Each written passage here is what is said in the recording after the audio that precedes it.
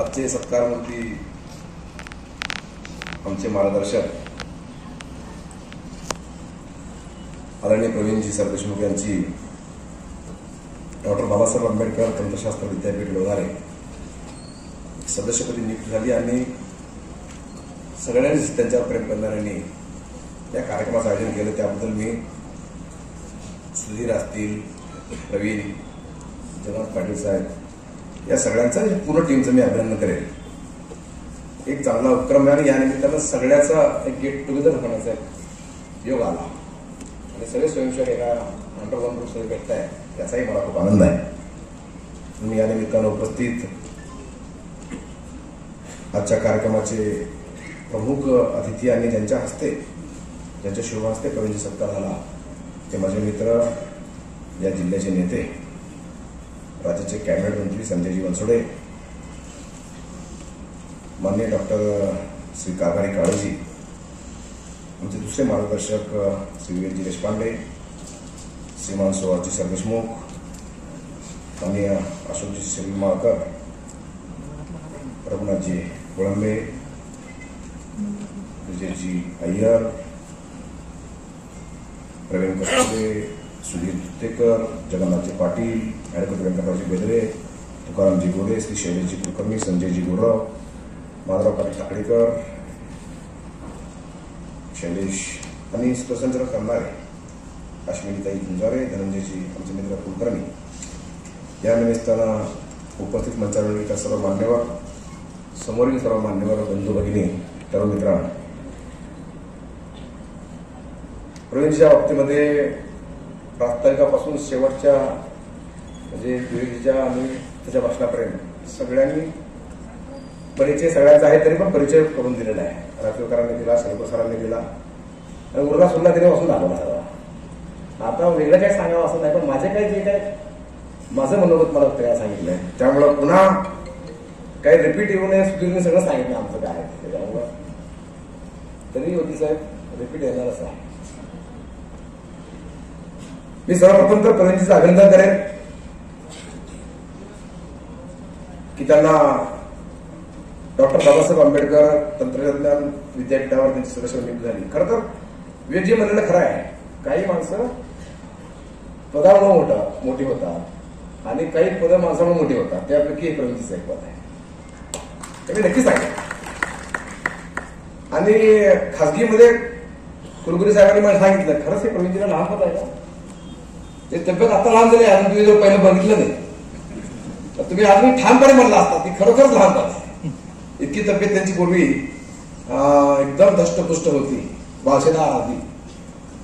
पण हे खरं आहे की प्रवीणजीचा आवाका पाहता, प्रवीणजीचं ज्ञान, प्रवीणजीची बुद्धिमत्ता हे सगळंच पाहता त्यांना हे पद लहान आहे असंच मी म्हणणार आहे.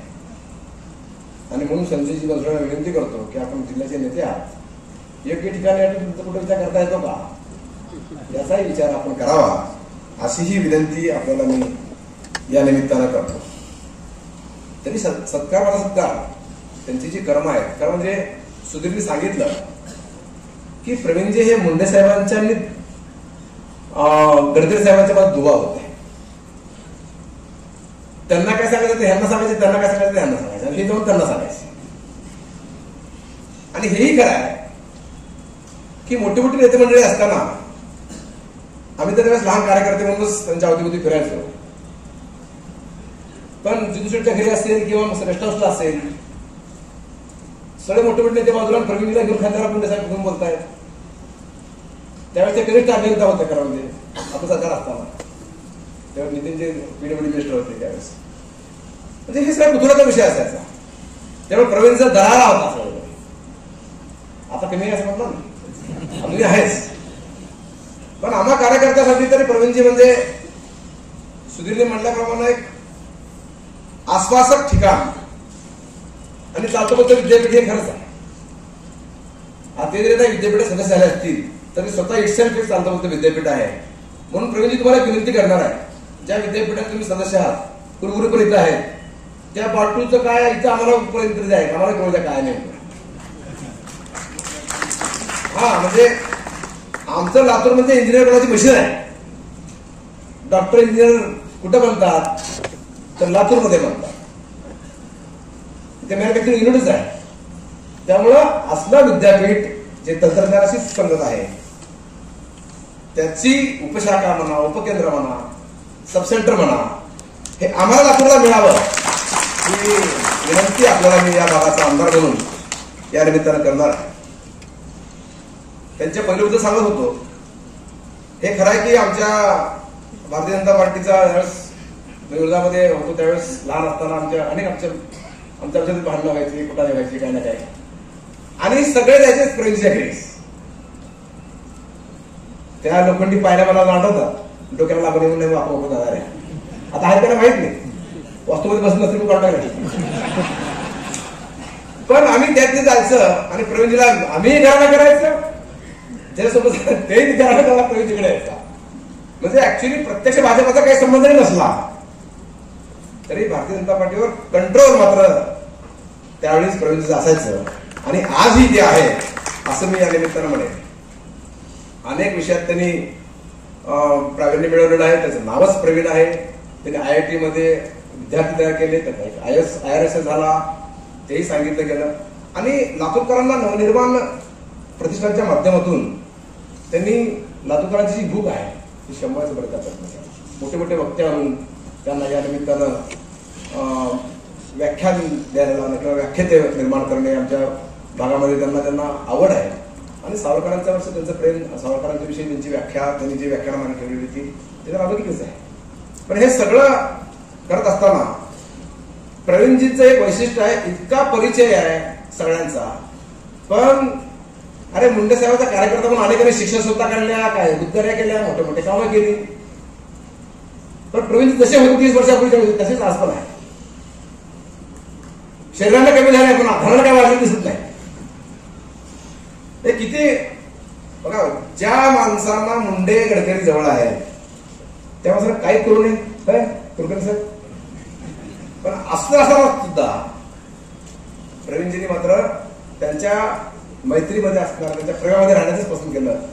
काही चुकून काय झालं, माझा नेता माझ्यावर दूर जाऊ नये हे कायम त्यांच्या हृदयात असायचं. म्हणून काहीही न करता आज ही तितकीच मैत्री दळ. आता सुधीरने सांगितलं उदाहरण, नितीनजीच्या बाबतीमध्ये त्यांना दिल्लीला बोलवलं आणि मग काय घर इकडे हे दार चेंज कर, तिकडे ते दार चेंज कर. अरे सुधीर त्यांना नितीनजीला सगळं असतं ना, घर बदला तर ते घरी बदला असतं. हे असं बदला करण्यापेक्षा हे घर बदलून टाका.